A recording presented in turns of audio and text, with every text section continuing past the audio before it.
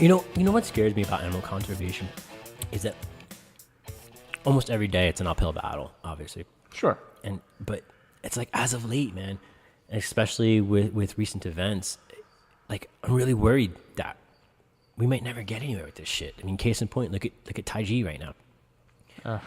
Taiji, the Cove, and for those even of the you, SeaWorld. Sorry, go ahead. No, I was just going to explain a little bit. For those who don't know about Taiji, that you mentioned the Cove, and some people still don't know what the Cove is. Right. And it's this area in Japan where they herd hundreds, if not thousands. Of dolphins. Mm-hmm. Herd them in with netting, and essentially they slaughter them.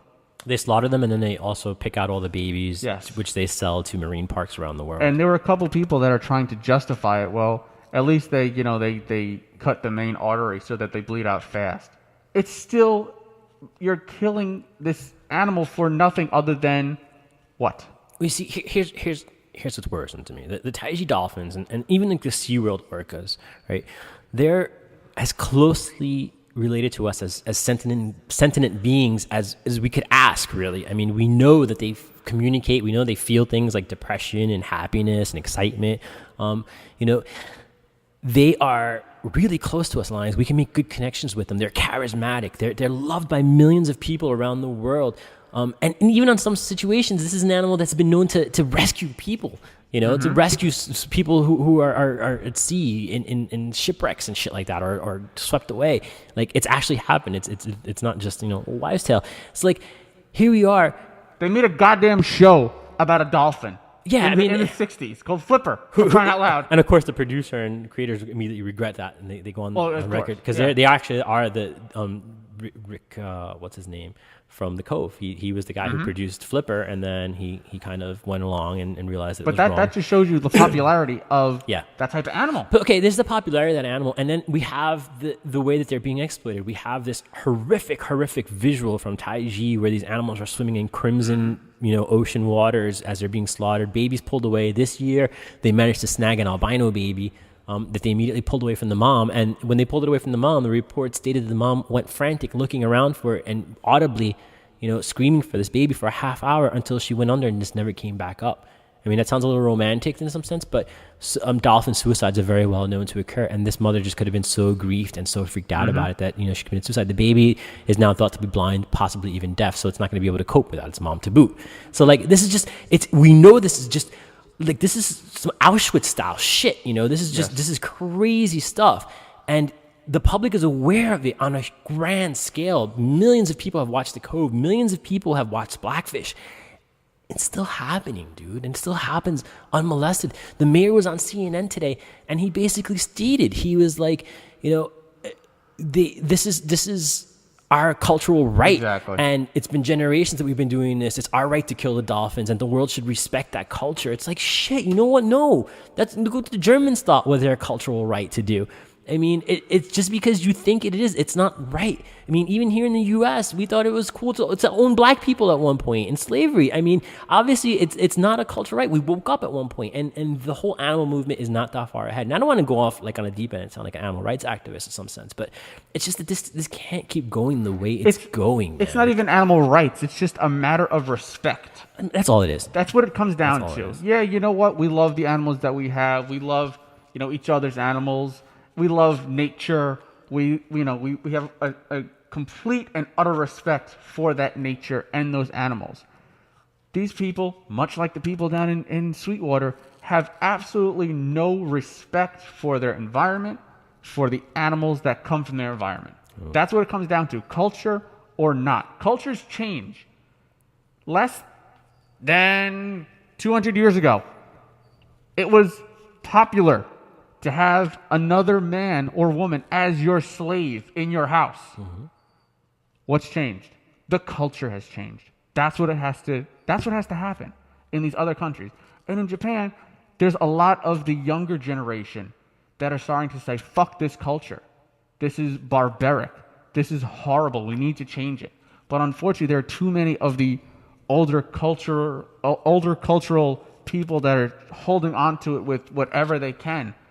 that things like this continue to happen. Yeah, you have to hope that there's going to be a cultural shift over time. We are seeing some of the new generations that are acknowledging that the dolphin in Taiji is wrong. Yep. And I think to some point there has been a little bit of a public awakening in the sense that people are more aware of the stuff going on. But it really scares me. It's like, man, here's hardcore evidence, and it's like, shit, we're getting nowhere with it because it's such a slow build to get to that point where we can say, these dolphins deserve the respect that we should be giving them. It's just the numbers that are killed yearly, monthly, by this cultural thing. It just happens so much, and because it's the information, as we were talking about earlier, the information is so readily available. I suck at snapping. It's just so readily available at your fingertips without even blinking an eye. You can see the shit in Taiji. You can see the shit in Sweetwater. You can see fucking Justin Bieber on the goddamn television and everything else, because it's all highlighted, and everyone has these knee-jerk reactions to it because it's so quick. I think people don't know how to process the information. Oh, absolutely. Absolutely. And that's what it comes down to. 20, 30 years ago, we wouldn't have heard about Taiji for another month. Yeah. Taiji would have happened, and we would have learned about it like after it occurred, after the sale. Because it would have had been filtered through the UK and then to us, as opposed to now there's a direct line. Yeah, and we just didn't even have the technology to get the information across that quickly. But now we do, and we've got the information across. I think people just don't know what to do with it. It's like, oh, yeah, that's happening. It's like, well, fucking do something. If you react, this can stop tomorrow. Yep. We can change. We have the power to change the world tomorrow. But people just, it's sad, man. People just don't want to work outside of their comfort zones. They don't want to do anything that's, quote pro. They're just happy to live quid pro quo. They're just happy to live life as it chugs along now and not change anything. But we just spend our lives complaining that we're miserable all the time. And then by the time you're 60 or 70, you realize you should have done something. That's why old people are crazy. I love old people. They don't give a shit. Old people, they speak their minds. Because they've seen it all. Yeah, because they've been through it, and they know that there's no time for present. It's like, we got to get the old people mentality in that sense. It's just stop giving a shit, about what somebody's going to think, and speak your mind. Don't worry. We get insulted all the time. People insult us. They'll be like, oh, you guys are HSUS agents or PETA agents. You know what? It's laughable. We're obviously not. Anybody who knows us knows that we're dead against PETA and HSUS. But, that's how they choose to insult you and be like, oh, you're an animal rights. If that's the worst you can come up with, that I'm fighting for an animal, then, fine. I can roll that off. Try another line. Yeah, I can roll with that. That's fine. But, I mean, and it's crazy. People don't want to be put into that boat of the crazy people who care about animals. But if you are, why are you hiding it? How can you hide it? I mean, it's like those videos you see of people who see somebody getting beat up and don't do anything, and it's always an interesting reaction to see how people won't interfere. It's the same thing with animals, man. People are watching this and you're not doing anything. If you see somebody kicking a dog on the street, are you the kind of person that's going to do something about it? Yes. Yeah, you and me are. I think the majority of our audience is, but not the majority of the world population. But, no, hold on. You say dog.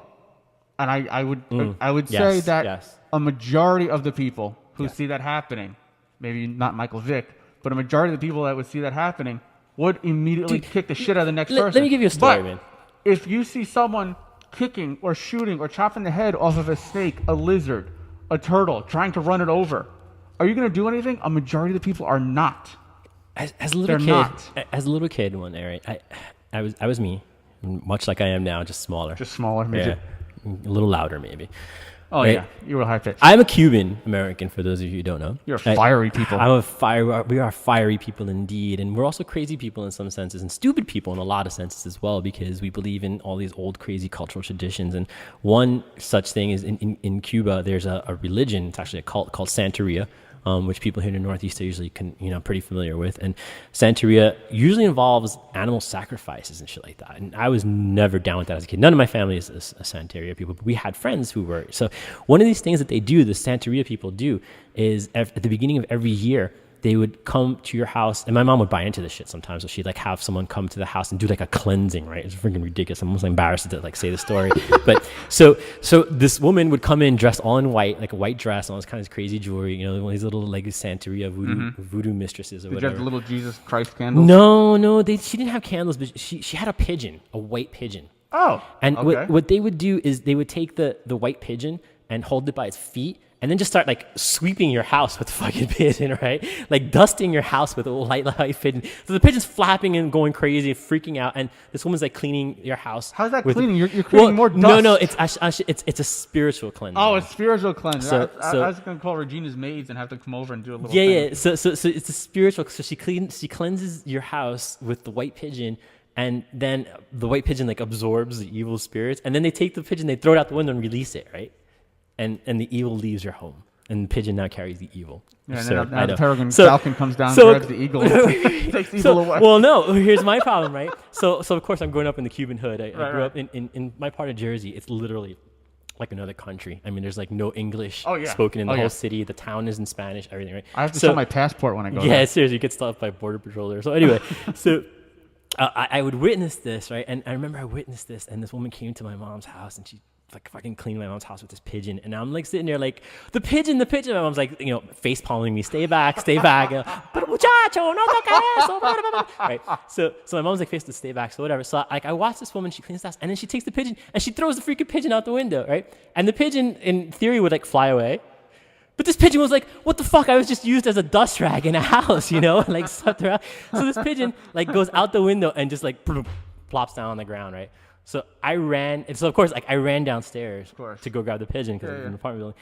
By the time I got downstairs, there's like a circle of people around the pigeon freaking out because everybody knows what this pigeon is, right? Because it's a cute animal. And so they're like, everybody's like, don't touch it, it's evil. So of course, like I run in, push through the crowd. El Diablo! Exactly, dude. I ran in, I grabbed this pigeon, I put it under my arm, and I was like, fuck you all, it's my pigeon. And I took off with it, right? I took it home. When I took it home, my mother had the meltdown of all meltdowns. That poor woman, I don't know how she wasn't put on medication. Because here I am, I just came back in the house with Satan, right? As far as she's concerned, yeah, right? Dude. So like I had to hide this pigeon. I hid this pigeon in my basement, and I kept it for weeks until like it was finally like out of its days. And it was obviously a domestic pigeon. You're the Cuban Mike Tyson. I totally was. Like, I love you, pigeon. You're the best. No, but obviously it was like a domesticated pigeon, so it probably wasn't into like flying up. So whatever. I ultimately ended up releasing it, but I carried the stigma of the crazy possessed animal kid because I went and grabbed this thing that went across. And I could, even as a kid, as a kid I didn't know any better about the religion or anything. I didn't say I bought into it. I didn't buy into it at all. I kind of always laughed at that whole Santeria thing. But I went against what I knew to be fact, which is that this pigeon carries evil. And it's like, that's an animal that needs help. And there's no way I'm standing by that. Yep. And I mean, so as a kid, that was always my role, and that's what I did growing up. And it got me into a lot of trouble in a lot of different ways, even fist fights with people, like over animals. No. Yeah, I mean, go imagine, right? So, I mean, that's, and the reason I'm telling you people the story is you gotta, I practice what I preach. I'm not telling you to be out there and go out there and cause trouble with it for no reason whatsoever. I'm telling you because it's the way you have to be the change. You have to make the change. You are going to be the only one making the change. So please, just, if it's in your nature, just like Corey said, if it's in your nature, if you love something, man, dogs, cats, birds, reptiles, spiders, whatever it is, if you love something, be passionate about it and infect somebody else, because we're kind of at the You're point. the catalyst. We are the catalyst. Anyone who's listening to us live, who's listening to the download, who's watching our videos, you are the catalyst to make the change. Be the change, people.